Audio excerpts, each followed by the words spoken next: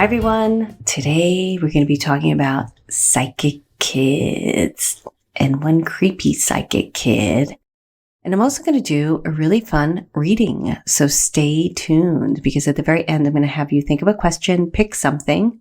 You're not going to know what that is until the end. And then I'm going to do a reading for you. So you're going to get your own personal reading. This is Marilyn Alauria. Welcome to Who Can It Be Now, the podcast. I'm a psychic medium, teacher, coach, founder of Membership for Your Soul and Soul Finder Academy. And for those of you that want to join the SAS experience, check out joinsas.com because the SAS experience is this incredible live experience that I do. I don't know when you'll be listening to this, but you should go check it out, joinsas.com. It's a credible live experience that I do that catapults you into change, good change, the kind of change you need, the kind of change you want, the kind of change you're desiring. Well, everyone, I am super excited. I love doing this podcast. It has just been so much fun for me. And thank you to all of you for listening and sharing and rating and reviewing. And I could use a little more of all of the above. So do it. And I have some fun things coming down the pike for all of you where I'm going to post where you can do readings. I'm going to do readings for people. I want to do a soul session. So there's a lot of stuff coming. But today's going to be about a couple of different things before I get into what you do if your kid is psychic or if your kid is having psychic experiences. And when I tell you what to do and I share some of my stories, you're going to realize, oh my goodness, that was me as a kid too. So we're going to go into that. And then I'm going to do that fun reading at the end.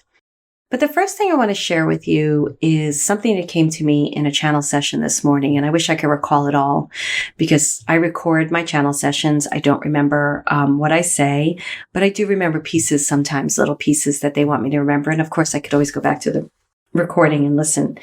But this weekend on the tennis court, I noticed something about myself. I noticed that I really can be very critical of myself. So if I miss a shot or if I'm not winning the games or I'm not doing that well, it's really, I do a number. And I've been getting better at it. I've been getting better at it, noticing it when I'm doing it on the court and when I take it away. And I actually left the games on Saturday like, holy moly, man, it's just a friggin' tennis game. I'm not like playing for Wimbledon. Who cares if I messed up? And some of my messing up was, some of it goes back to like grammar school. You know, I'm not going to be invited back. No one's going to want to play with me because I don't play that well, or I'm not playing that well, or I had too many errors, or whatever the story is that I tell myself. And some of that, you know, tennis communities can be pretty snotty at times, but it's not really true. And even if it was true, you know, at times with certain people, those are people you don't want to play with anybody anyway, and you find new groups. But I really recognized how hard I was being on myself. And I was like, this is not good. Like, I've got to stop this nonsense. And then Sunday night, I noticed it even more. I was like, wow, I am like, how many of us are just going, doing, do this, do that. And it's all because we're like trying to get something perfect, or we're trying to feel better about something, or where, you know, we're trying to get that dream. And I'm all for going for dreams. I'm a big person about setting goals and working towards them.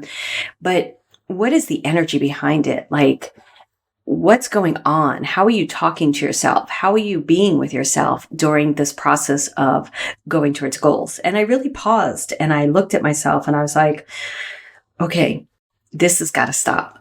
We've got to take a breather here. And Spirit's like, you need to talk to yourself in the most loving way, 24 hours a day, 7 days a week. Now, I'm pretty good to myself, so I'm not going to say that I'm not, but we always have room for improvement no matter where we're at, right? So I sat down with my guides this morning and was channeling, and they were talking to me about how important it is to love ourselves completely. Like, if we don't love ourselves completely and come from love, we are not going to be aligned with our soul, and we're going to be looking for things that are just going to bring us empty experiences. So like I said, I'll go back to the channel session and share more about it down the line, but I wanted to get into the psychic kids and everything, but I did want to share this part with you. And what was coming through for me was, it really all depends on how we love ourselves. It doesn't depend on what Aunt Sally thinks, or Uncle Joe, or our friend Fred down the block, or whoever it is that we want to pin on. Are they giving us love? Are they showing us love? Are they speaking to us nicely? Part of this is coming out of my own work, deeper dive into my own self, and how I feel like I've spent most of my life being criticized by family members, teachers, whatever it is. And that could be how I remember it. I don't know.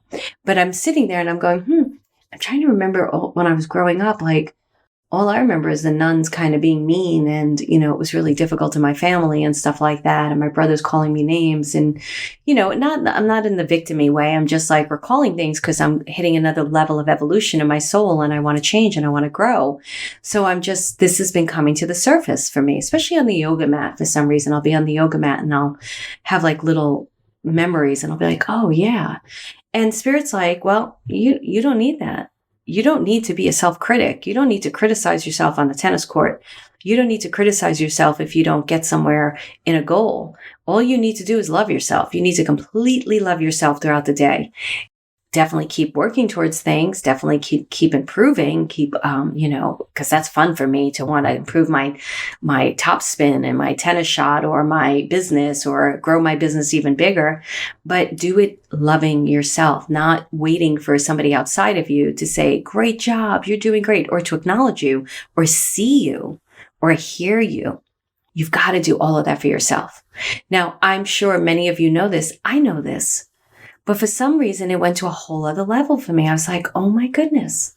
And they love, love, love when, waking up between dream and waking up. And they're like, you need to talk lovingly to yourself every moment of the day for the next 7 days. Like, they're bringing me to a whole new awareness and consciousness of it. So I invite all of you to do this with me, or do it with yourself, but just speak lovingly to yourself, and notice when you don't. Like, so today I just was going overboard with it.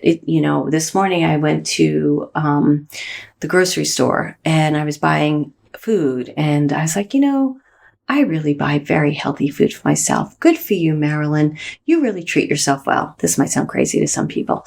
Or, I meditated this morning. I journaled. I did yoga, and acknowledging like all the good things that I'm doing, not in a comparison energy, not like here's a gold star, just like, good for you. What a beautiful person you are. How smart you are. How amazing. We need to speak to ourselves that way and acknowledge the things that we're doing. So I just offer that up to all of you because I thought that was interesting. So I wanted to talk to you about psychic kids. And the reason why is because I used to work with a lot of kids when I was doing my readings and stuff, and parents would come to see me and then they would bring their kids to me. And I want to share some experiences with you guys to help you, because maybe you have a psychic kid, or maybe you have a niece or a nephew that is very psychic, and you probably were the same way when you were younger, but your parents didn't know what it was, or labeled it something that it wasn't, or it was something to be afraid of.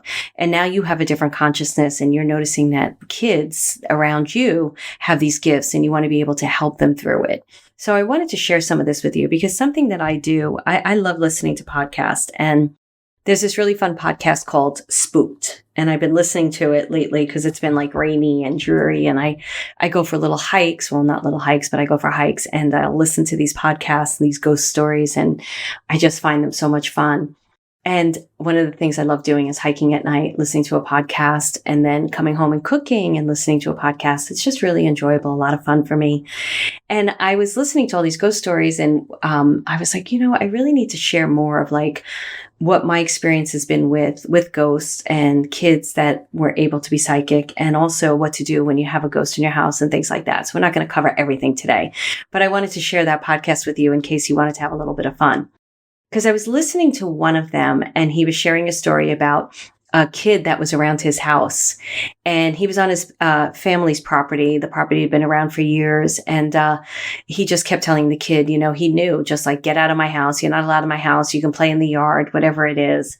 And when he found out, like, one of his aunts died at like the age of 40 or something, but the kid showed herself at like 9, 10 years old, and he read somewhere that spirits will do that. And I was like, wow, that's so interesting, because I just knew that when I was doing mediumship readings, I remember this guy came to me, this father, and he'd lost his son. And I was talking to his son. His son came in and he was sitting at the kitchen table and talking to me, but his son was showing himself to me at like 8, 9 years old. And I knew that I just knew intuitively the kid did not die at that age, that he died at an older age. And I was sharing the reading with the father, and I was like, he's showing me that himself at that age because you guys like had a really incredible bonding experience. Like you were very close, and he's reminding you of the closeness that you two had and how important it was, like that you were in his life. And he's just coming back at that age, showing you himself at that age, because that was a really, really happy time in his life. And the father said, yeah, because apparently when he got older, he was like a teenager when he passed, or early 20s. And he got into like, I don't remember if it was drugs or crime or what he got into, which ended up why he died. And he said, we kind of were not as close anymore because he was having such a difficult time in his life. And the father was saying to me, that was a time in his life we were super close and we did all these things together. And it really touched him that his son would show up that way to remind his dad, like, don't remember me, as the older child where you had difficulty with me. Remember me as the younger child where we had such an incredible moment together. And when this guy was on the podcast Spooked was sharing his ghost story, and he said that he read that somewhere in the internet. And he said that, he read that spirits will come back at the age that they really felt like best at. And I was like, I intuitively knew this stuff when I was reading, because the internet wasn't really as big as it is now back then when I was doing readings. And it reminds me of how much we have to trust our innate gifts. Like they're just things that I knew. And I appreciate my guides so much because they're teaching guides. So they were always teaching me things as I was doing the work. And many of you, I have a lot of people in my community that want to be readers or coaches, and they're waiting until they have it all figured out. And it's like, no, get out there and practice and do it, because that's where you learn, and that's where you get to learn even more about your gifts. They just come to the surface and they just start speaking to you in their own way. So I wanted to tell you that ghosts will show up at an age where they felt really good about themselves. I had that with parents that have passed, and I'd be reading someone and the father would come in very handsome with a full head of hair. And even though he was like balding before he died, and I'd be like, oh, he's showing himself at this age because he felt really, really good at that age. And whoever I was reading would be like, yes, that's totally him. So there's so many ways to explore this, like when you do this work for yourself. And I just want you to have fun with it and, allow the spirits to speak to you the way they're going to speak to you. So I want to talk about psychic kids because, like I said, I've done a lot of work with psychic kids, and I'm going to tell you what made me stop doing the work with them. And it's something I may open up to down the line again because I really did enjoy working with kids quite a bit. So when I was younger, I was the type of kid that just knew what people thought about me. I knew the teachers that didn't like me, even if they were acting all saccharine sweet in front of me. I just had all these psychic gifts when I was a kid, and I'm sure many of you relate to this. I remember, I might even give her a name because she was such a bitch, but this one teacher who was just so mean to me. She was so mean to me, and I was like, I was like 9 years old. I was like, you do not like me. And I did something in class. I dropped a box of rocks by total accident. It was a complete accident. I'm like 9 years old, and she went off on me in front of everybody, like crazy off on me. And it was the one time that I went back to my mother, and she never really wanted to make waves in the school because they were helping her with tuition. And she was just so grateful that the nuns were helping us because we didn't have the money to go there, and she didn't want to pull me out of the school. And she was pissed because she knew this woman, and she wasn't a nun, and she was a lay teacher. My mother was a teacher in the neighborhood, and she used to live on our block, or her parents lived on the block, this other teacher. And she went to the school and complained, and the teacher apologized to me. And I just remember that moment so vividly because I knew as a kid who liked me and who didn't like me. And it's a very uncomfortable gift to have as a child because people aren't speaking the truth. And you're like, nah, I know what you really think. I know what you really feel, but you really can't say it. And if you do say it, people think you're nuts, right? So I had that as a kid, and I had a lot of psychic kids that came to me that also had that gift. And because of that, they felt different, or they didn't feel liked, or they felt they would get bullied, or different experiences would have happen to them. And I was able to relate to it really well, because I understood that it was a psychic gift, that it wasn't their imagination. They weren't making it up, and was able to then communicate with the kid, and the kid felt seen and heard, and the parent understood too, and would be able to work with the kid in a different way, the child in a different way. So I'm going to take you through a couple of stories, and I'm going to share some really good tools and techniques that I would offer up to you when you're working with a kid who has these kinds of gifts. So first, I'm going to start out with some of the stories. So one parent came to me because a friend of mine was a medical doctor, a pediatrician, and the parent went to her and was talking to her about her son. Her son heard voices and saw things, and his son was like 5 years old. And my friend, who was this doctor, she just had a feeling that there wasn't anything wrong with the kid, that the kid may have been gifted. So she sent the parent to me, which was really a great thing, because what she had said to me later, the pediatrician, I don't want to reveal names because she really took a risk doing that, because she said, medical textbooks, if the kid is hearing voices, that's schizophrenia right away. And she said, I just had this feeling that wasn't what it was. So the mother came to me, and I don't remember if I knew the whole story or not. I don't think I did, as to how she came to me, because normally I wouldn't allow them to tell me anything when I first read them. And I remember talking about her son and how he saw angels and how gifted he was. And the only vivid picture I have is, like, I remember seeing him in a bath, and like the water flow helped him to really open up to his gifts. And he was very, very gifted. And the parent, she was like, the things that I said confirmed what her son was doing, and also confirmed her intuition that she felt that was what was going on with him too. And I think she came to me for a couple of times, and then she just worked with her child on her own. She wasn't somebody who continued on working with me. And then in adults, I've met a few adults that were psychic kids. And because of their psychic abilities at the time period that their abilities came out, they were diagnosed with psychoses, or certain psychoses. And they spent some time in mental institutions or in type of homes and stuff. So I wanted to, I'm going to go into more stories first of experiences I've had with kids, and then share this with you, because what I have found by working with kids, and this was something I just intuitively knew, that there was a certain age that if the child did not get the help that the child needed by a certain age, the psychic gifts help, it could manifest into a psychological disorder. Now, I am not a doctor, so I have to do a disclaimer here, because I am not a medical intuitive. I'm not a doctor. Whenever anybody would come to me with any type of medical concerns, if I did a reading around it, I always disclaimed it like, you have to go to a doctor, or you have to go to a therapist. We used to recommend therapists too, because I'm a big believer in therapy. I'm a big believer in coaches, different types of places to go for help. I went to therapy for so many years. I'm back in therapy again. I just think that it's extremely helpful. And when you're dealing with the sensitivities that we have at this level, and whether it's clairvoyancy, clairaudience, empathic ability, all of the above, it's sometimes very difficult to walk in this physical world, right? I've been thinking a lot. I'm going to go off a little bit on a tangent, so just forgive me for a second. But I've been thinking a lot about this lately, because I've been talking to different friends who have kids, and having struggles with their kids, because I think it's difficult for a lot of kids who are extremely sensitive, and then they're going through the experiences of COVID and the things that are happening right now in the world.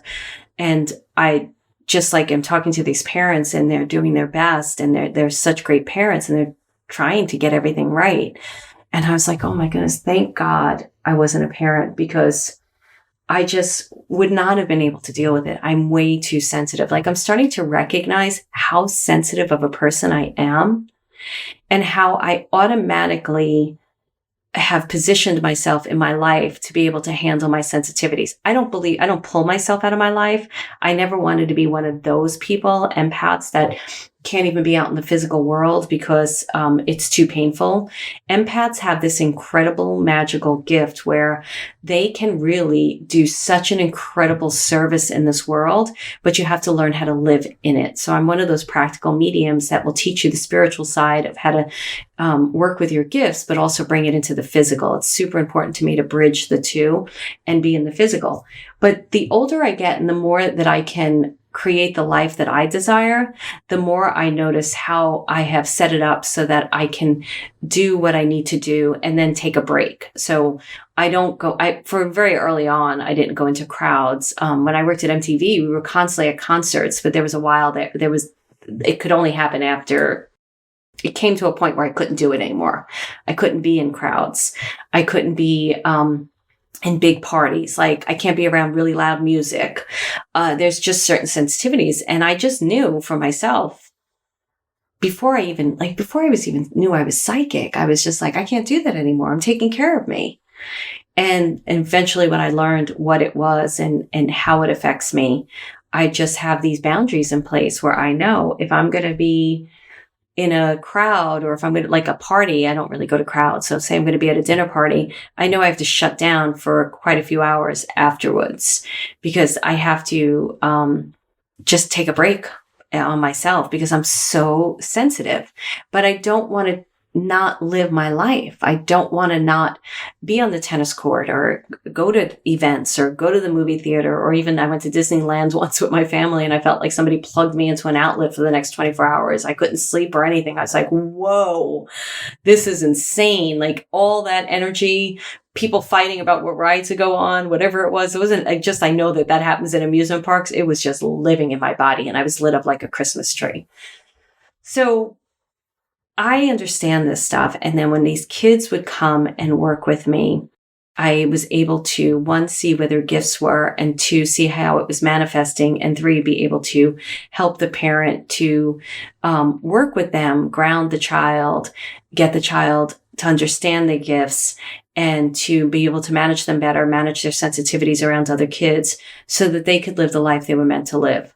So one kid, he was the creepy psychic kid, I'll call him. He came to me with his mother and she was very nice. But what I found from some of these parents was they were more concerned with how they looked to other parents. So the kid was a little weird. The kid was a little wacky. And they were more concerned with how it appeared for them. This one mother wasn't too bad. Another mother I'm going to tell you about in a minute. But she came to me and we did a reading, and she really needed help with her kid because he was acting kind of strange. So I was like, okay, bring your kid in. And this kid, I got to tell you, he was a little creepy. He creeped me out even. And I was like, this kid's fucking creepy. And you can't have that kind of, I can't project that onto the reading. Like I'm not allowed, and I don't allow that stuff. So there was it was interesting kind of reading because I was working with the kid and working with his gifts, and he was gifted, but he was at the age, which I feel can happen around 12 or 13. If those gifts aren't paid attention to or developed, then the kid can go into I'm not a doctor, but a psychological imbalance. So really sensitive kids, if they don't understand that that's empathic ability, could be reading it as something else and then get into depression or sadness or other things. I want to be really careful about how I say this stuff. A kid that's seeing things may end up having an overactive imagination if it's not understood what he's seeing. And he's opened the door to let everything in. And then all of a sudden he's like really into the spooky stuff and the ghost stuff and everything that's on TV.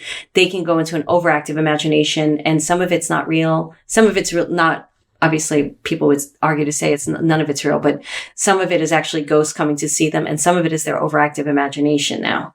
So there's a very fine line for me. And this one kid, when he came to me, I was like, oh, this is like not good. Not good. He was the kid like himself. There was just an imbalance at that point. And I worked with him a bit, and I worked with the mother, and I was very honest with the mother about what was coming through. And the kid definitely had gifts. And for whatever reason, she didn't continue on. And I know that whenever I worked with a kid, I always recommended therapy too, because I'm not a therapist. I'm not a trained therapist to be working with these kids. And this kid needed it. So she left and didn't come back after a few times. I think we worked together for a few times. And then she just did whatever she did. And that was okay for me because she was more involved in her child's life than this next person I'm going to tell you about.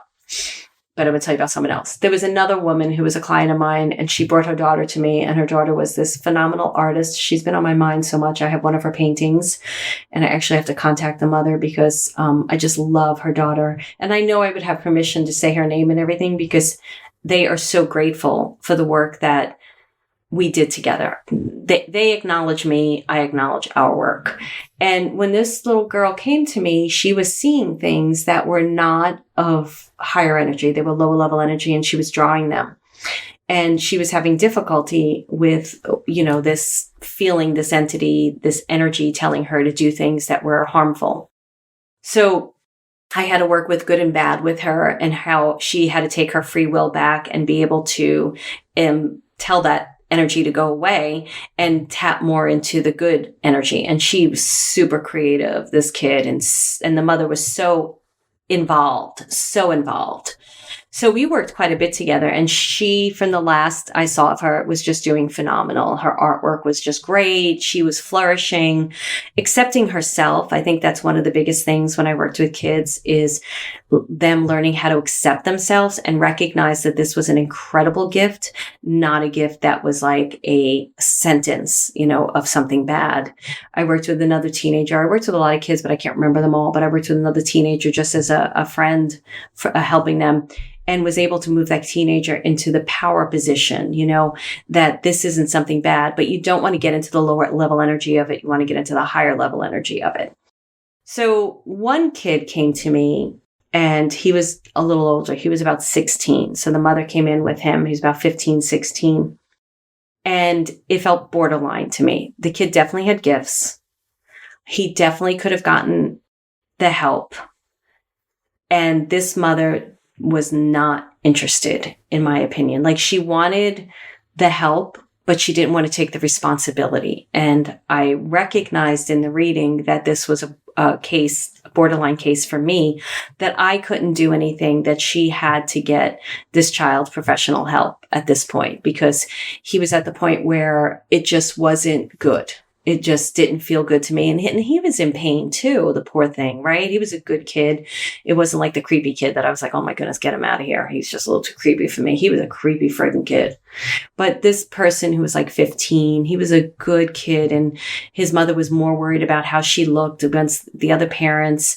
And so they left. And the day after that, the killings happened in Connecticut, in Sandy Hook. And that was the day I decided I wouldn't work with kids anymore, because if the parent wasn't willing to get the child the help that they needed, then I was no longer willing to see kids. It felt like too big a responsibility for me, because I felt like most of you know the story. A lot of the first kids that came to me, the first spirits I ever saw were the kids who did the shootings in Columbine.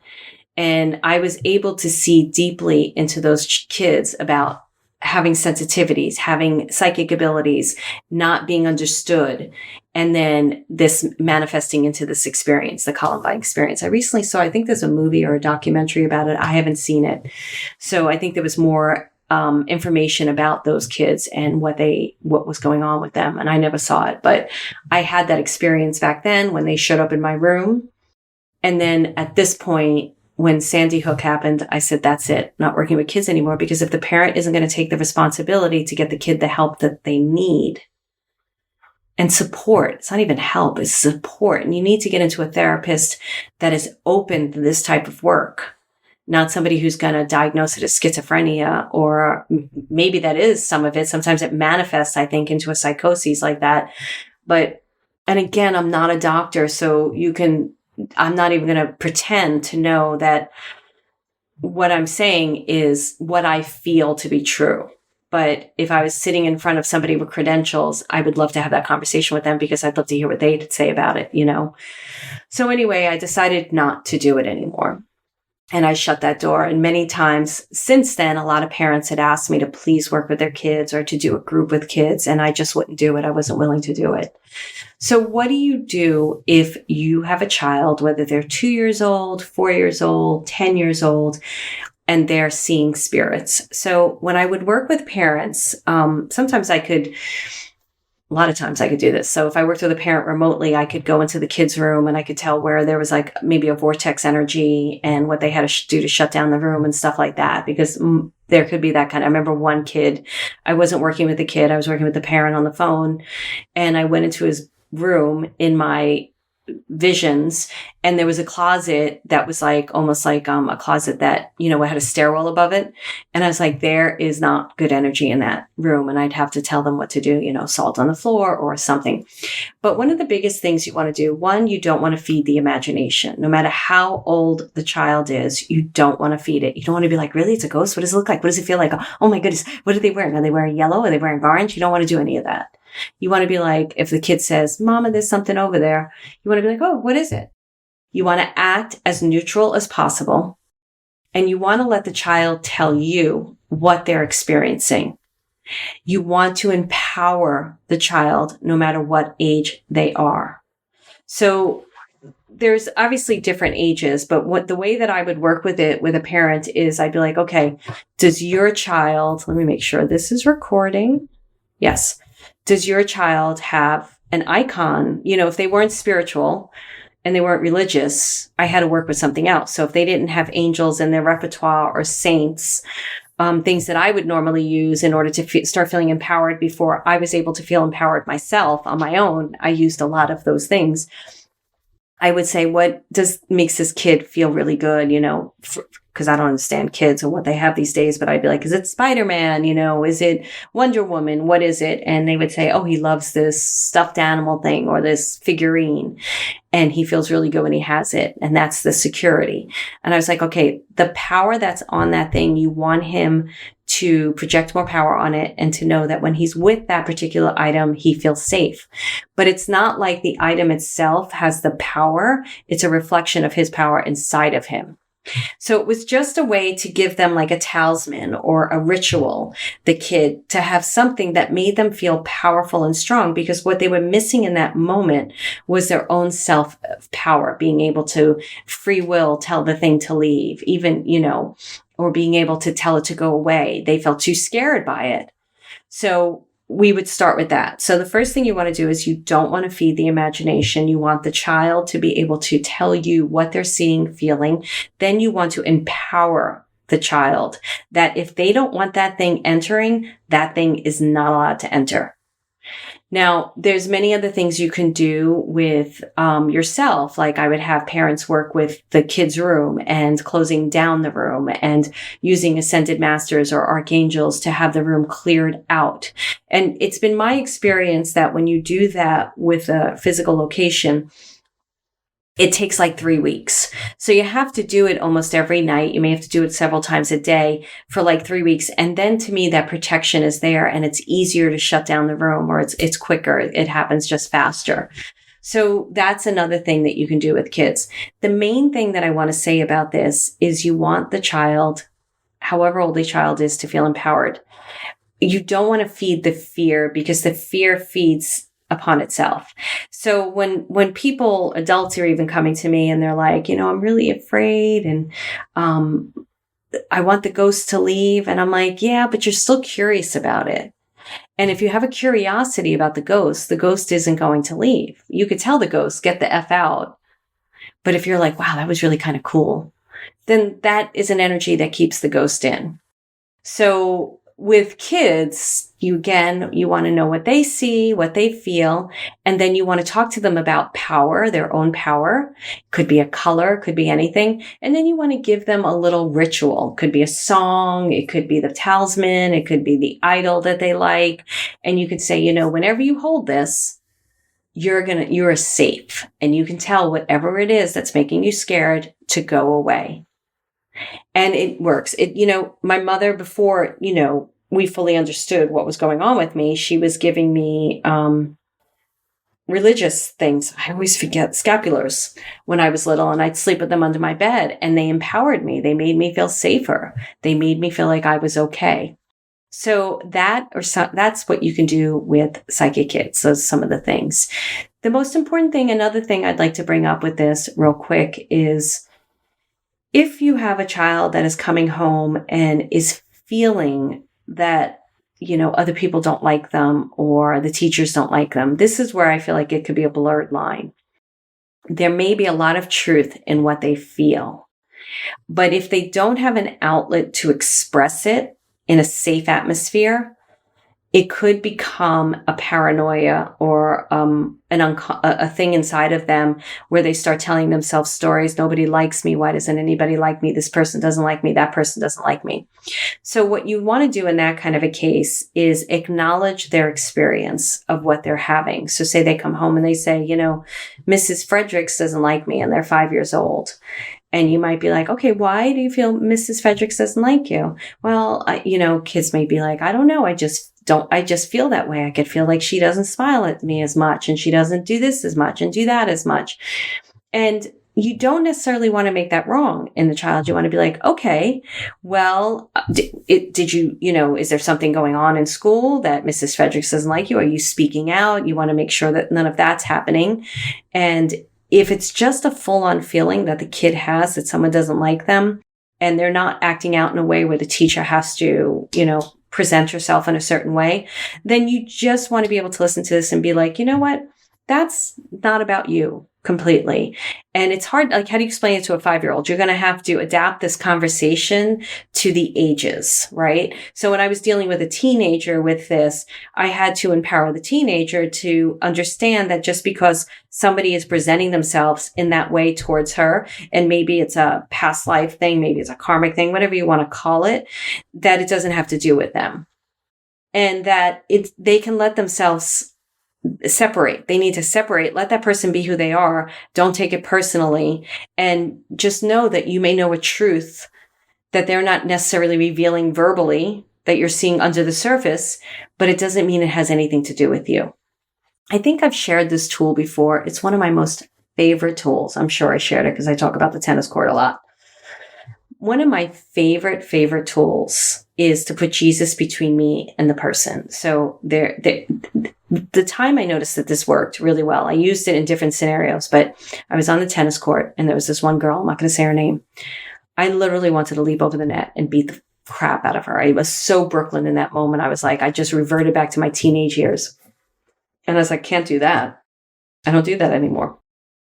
And so I said, Jesus, you got to stand between us. You got to heal the triggers between the two of us. It's not for me to tell Jesus what to do. He's a master healer. And then all of a sudden I did that. I said, okay, Jesus, just stand between us. Just heal the triggers between the two of us, because I can't do this. And all of a sudden, like, I don't know, maybe a minute later, 2 minutes later, all my feelings towards her were gone. They dissolved. They went away. And it was great. It was really, really great. So that's another thing I like to use when I feel like I'm getting triggered by someone and it's not something I can call out. It's not a behavior I can call out because maybe it's not being fully revealed, but I know that there's something going on underneath the surface. So that is a great tool if you want to use that one. So that is pretty much what I want to say about psychic kids. Another thing you could give them is, say they have a grandparent or somebody in spirit. You can always offer that up to them in a really positive light, like, Grandma Sally's with you. I don't know why I always pull Sally out. She's keeping you safe. Put her by your bed at night. When I was younger, I put an angel by my bed. I just knew to do that. And I could feel her presence by my bed every single night to help me to sleep so that nothing could come in. You can use color. You can have the child even color something that's a very powerful color for them that makes them feel safe, makes them feel good. You always want to get into the good feelings, right? Because the fear, you don't want it feeding on anything. So if we all have colors that make us feel good, and colors are the language of the soul. So say the child likes orange and yellow, have them color something orange and yellow. yellow, and then have them look at the orange and yellow paper at night and project that color around them. Now they have a bubble of safety. You don't want the kid to think that he can be harmed. That's not what you're doing. What you're doing is always stroking the empowerment, the positive energy. So it's not like you need this because if you don't have this, something bad's going to happen. I mean, I'm Italian, right? So we were raised with so many superstitions, right? We wore the Italian horns when we were younger to keep the bad energy away. Or the, forgot what the fingers was called. But the pinky and the index finger up. So I remember having that as a kid, wearing it around my neck.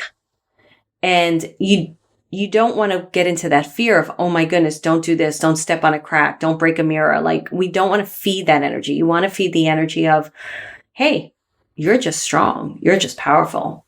And we're just going to make you feel safer and stronger and stuff. So you could do things with color.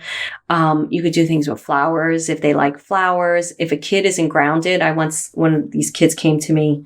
She was around 17 and she was hanging out in so many dimensions and so fragmented and so sweet and so gifted. And I gave her a reading, and then I met the mother later on because I wouldn't work with kids if they were under a certain age.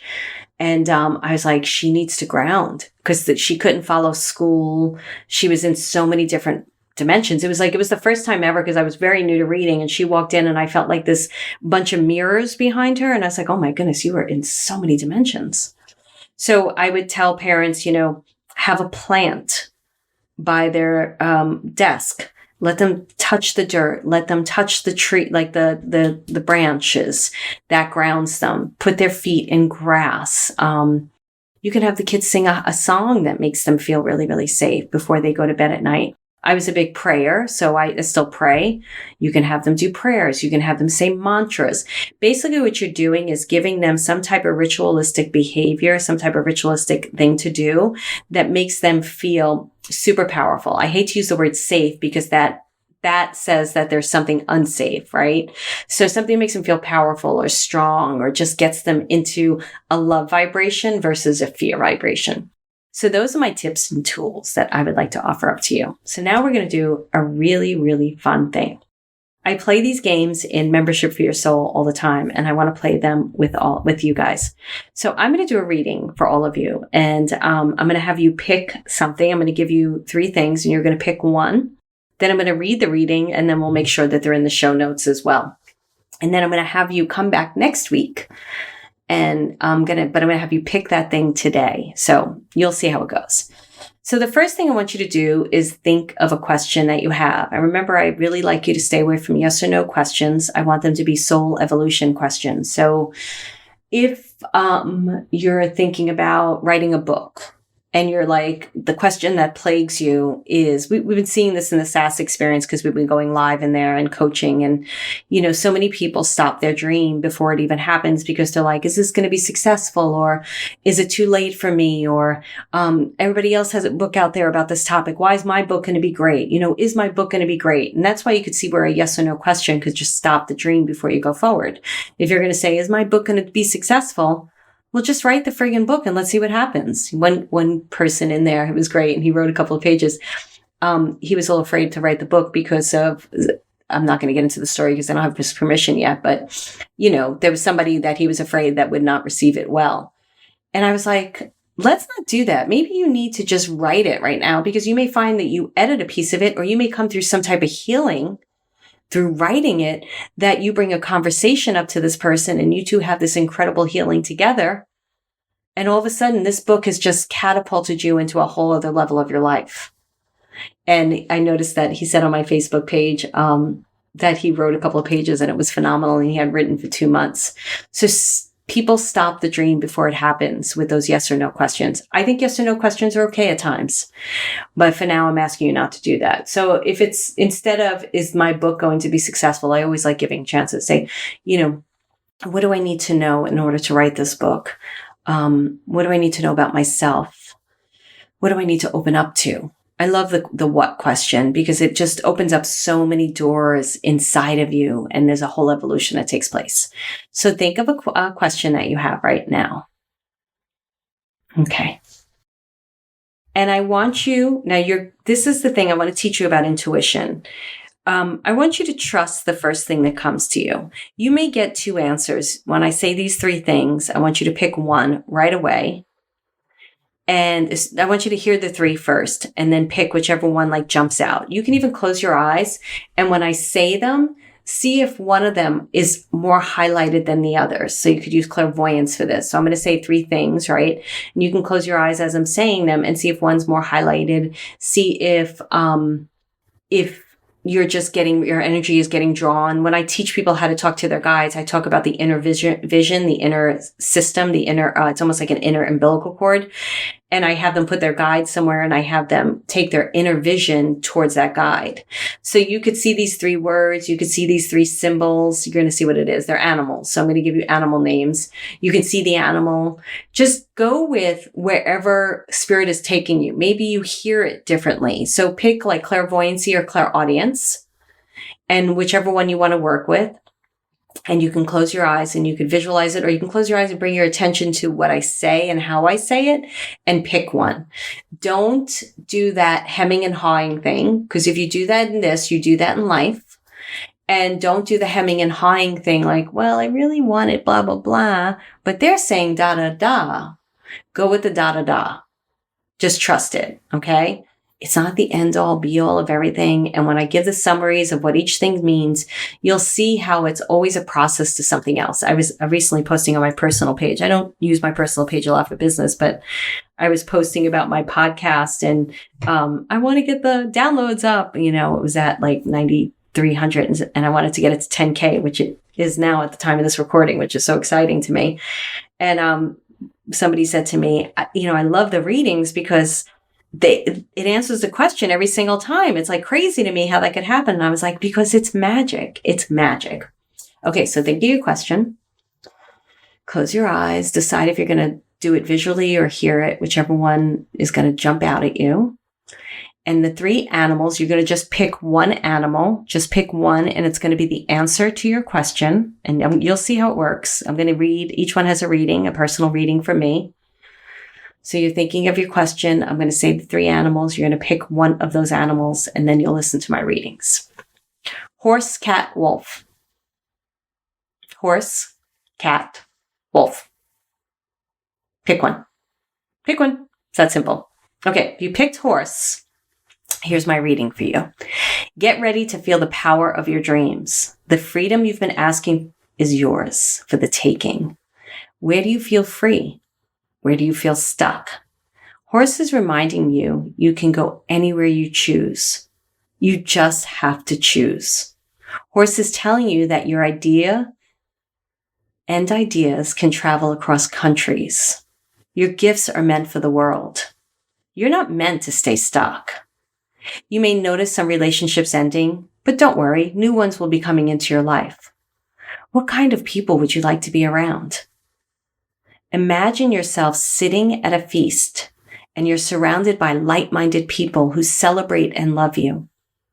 Know that this is the type of experience you deserve each and every day of your life. See yourself taking your dreams, your gifts, jumping on your horse, and bringing your magic to distant lands all around the world. The power is in your speech. And then if you got cat, light up the mystery inside of you. Believe in magic. Everything you see, ask yourself, what is the magic behind this thing I am seeing? Even if it's your washing machine, find the magic in it. So the idea is that everything you see, I want you to see it differently, and the magic is behind it. For example, washing machines, clean up your mind. Clean out the cobwebs that are covering up your dreams. Let the cat's mystery and magic speak to you wherever you go. And pay attention to the number 9. It's a soul number. You're on a soul's journey. You're being asked to step boldly out on the road of your life and know that you deserve to be on it. It's not too late. It's time. Spirit is calling you forward. In the distance, you can see the cat's tail going around the corner, luring you to your destiny. What is stopping you? Ask yourself. The answer is nothing. All you have to do is decide and you're on your way. Pick a theme song, play it and go. Triumph is yours. The power is your magic. And then Wolf. Start meditating with the moon. During the new moon, go outside and tell it what you want to manifest during its cycle. Make a wish on the moon and trust you're going to receive the answer. Then pay close attention to any symbol that comes your way that may have some moon magic. Are you seeing a moon somewhere? Does someone mention the moon?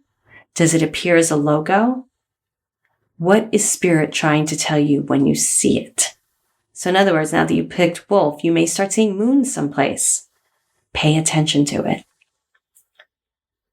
And when you see it, what were you thinking about when you saw it or heard it? Get into the language of the moon. The moon is igniting light on the darkness of your soul. The part of you where you may have shut down because you thought it was too late or you weren't ready. The moon illuminates the gifts inside of you and asks you to bring it alive. Close your eyes and feel those gifts come to life. They are so powerful they start leading the way. You have no choice but to follow. The power is in your intuition. Follow it. So next week, I am going to ask you to pick a flower. So I'm going to give you the flowers this week, though, because you're going to play with this and pick it. So I want to tell you a couple of things. So now that you have this meaning of what this reading is, these are readings that are given to me. But I do want to share a book with you that I do like. So early on in my journey, I got the book Animals Speak by Ted Andrews. Animals Speak by Ted Andrews. And I do like his interpretations of animals. And recently I kept getting bear everywhere I went. Bear, bear, bear, bear, bear. And you know, I teach the symbolic language of my soul, but I didn't really have something inside my own repertoire for bear. And so I went to Animal Speak and I was reading about bear and it was perfect for me. So thank you, Ted Andrews, who's in spirit now, for writing those books. So I did want to acknowledge him, and you may want to check those books out. I have no affiliate link to it or anything like that. So just go have fun. If you want it, go get it. And I wanted to share that with you. So this is why I wanted to give you this reading. And these readings will be in the show notes so you can read them again. Now, as you go and you do whichever one you picked, whether it was horse, cat, or wolf, just be with that reading. And as you're with that reading, you'll come up with another question. This is the ... technique that I teach in my programs. It's never putting a period at the end of anything. It's always evolving into the next question. And then I want you to pick either this whole week, daisy, tulip, or rose. I'm going to drive you nuts. You're going to be like, maybe it's a daisy, maybe it's a tulip, maybe it's a rose. Now, what's funny about this, and I'll say those flowers again and how this is going to work. I forget what I write because I channel as I write the answers. When I do these readings, I do them. I have a book called Games That Grow Your Soul. It's on my website. But I used to play these games all the time, and I play them periodically in Membership for Your Soul. And these answers just come to me. They just get channeled to me. So I didn't remember what I wrote. And I asked the question about the Sal podcast because I've decided to do it as a separate podcast. I am working with a writing coach who actually is phenomenal. I just started with him and he's so interested in the story and so invested in the story that it's really exciting for me. And it's taken me many, many years, as you know, to start bringing the story out. And so I asked, I forget my question, but it might have been like, what do I need to know about doing this podcast about Sal? And I got the wolf. So when I was reading the wolf to you, I was reading it to myself too. And I was like, oh my goodness, because it says the moon is igniting light on the darkness of your soul, the part of you where you may have shut down because you thought it was too late or you weren't ready. And I've been sitting on this story for over 10 years. And that was what was happening to me. I'm like, now is it too late to tell this story? Or I wasn't ready to tell it. Now I'm finally ready. The moon illuminates the gifts inside of you and asks you to bring it alive. Close your eyes and feel those gifts come to life. They're so powerful. They start leading the way. You have no choice but to follow. The power is in your intuition. Follow it. So when I read that, I went, oh my goodness, it's answering my own question. And it's unbelievable how this happens because now as I read that again, I had different writing coaches that were handed to me, names and stuff and different people. And I even took a writing class not so long ago. And my friend Allie gave me a couple of names, and my friend Dana gave me a couple of names. And this one name, this guy, Bruce, he just stood out to me. And I've gone to memoir classes about this and everything, and I've written stuff, and the teachers have always been really fascinated by the story wherever I go. But I've never hung onto one person. And then with Bruce, we had our first session last week, and he did all this research, and he was so fascinated, and he was asking me questions, because nobody really understood the whole podcast, how it's about my life too, and believing in myself as a medium. And that's what Sal brought me to, and how I couldn't even talk about it without crying. And he started picking things out of my own life, because there's Italian influences in it and all this stuff I'm not going to get into right now. So intuitively, it says the power is in your intuition. He was the right person. And I knew it after I got all these names from trusted sources, and even contacted one of my old writing teachers. So this work is so magical. So trust whether you pick daisy, tulip, or rose, it's going to be the right one for you. Now, here's the thing that you can do. You can play a game. Take 3 pieces of paper, same size. You want to make sure they're the same size. You can write daisy on one piece of paper, tulip on another, rose on another. Fold them up, throw them in a basket, and then by next week's podcast, you can pull one out and see which one you get and leave it to chance. But is it really chance? I don't think so. All right, guys, that's it for this week's episode. Remember, we're doing the SAS experience, so come join us if you'd like to at joinsas.com. No matter when you're listening to this, you can go to that page and check it out. It's really an incredible experience when we do them live. And thank you so much. Please do rate, share, and share on social media. It would be really great. I would love to get more people learning this stuff so they could do readings for themselves. I don't have permission to share this story. I want to. I will wait, but I don't want you being dependent on other people. Okay, I will share it. One of my members waited a really long time to get in for a reading and just kept getting canceled, and not with me, with somebody else. And I just don't want you to have to go through that experience for yourself. I want you to learn how to read for yourself. So who can it be now? I don't know. Let's open the door and see. I'll see you next week.